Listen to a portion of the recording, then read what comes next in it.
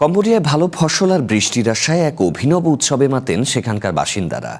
মুখে আঁকেন নানা রঙের আলপনা।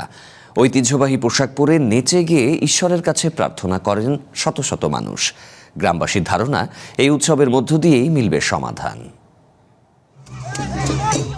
মুখে নানা রঙের আলপনা, কারো গায়ে জড়ানো কলা গাছের পাতা, আবার কেউ সেজেছেন নানা পশু পাখির সাজে। ঐতিহ্যবাহী ঢোলের তালে তালে নাচছেন সব বয়সী মানুষ।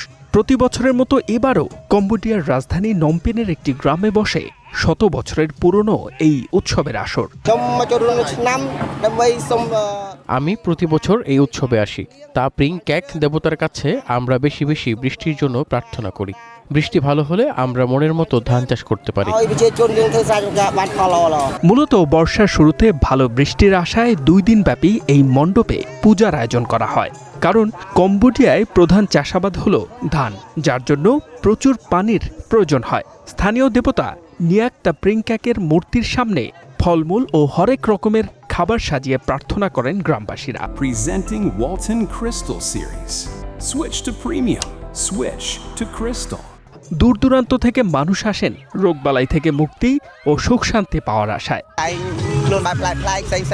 আমি ঈশ্বরের কাছে প্রার্থনা করছি, তিনি যেন আমাদের পুরো গ্রামকে সুখে শান্তিতে রাখেন, সবার যেন ভাগ্য ভালো জোটে এবং অসুস্থ মানুষেরা যেন দ্রুত সুস্থ হয়ে ওঠেন।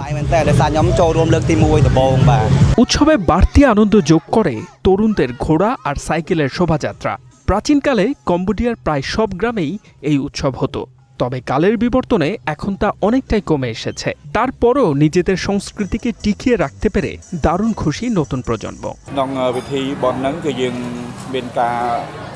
এখানে সবাই চমৎকার সব সাজ সেজেছে, কেউ রাক্ষস সেজেছে, কেউ বন্য পশু পাখি সেজেছে। দেখতে দারুণ লাগছে। আমি এবারই প্রথম এই উৎসবে এসেছি, আমার ভীষণ আনন্দ হচ্ছে।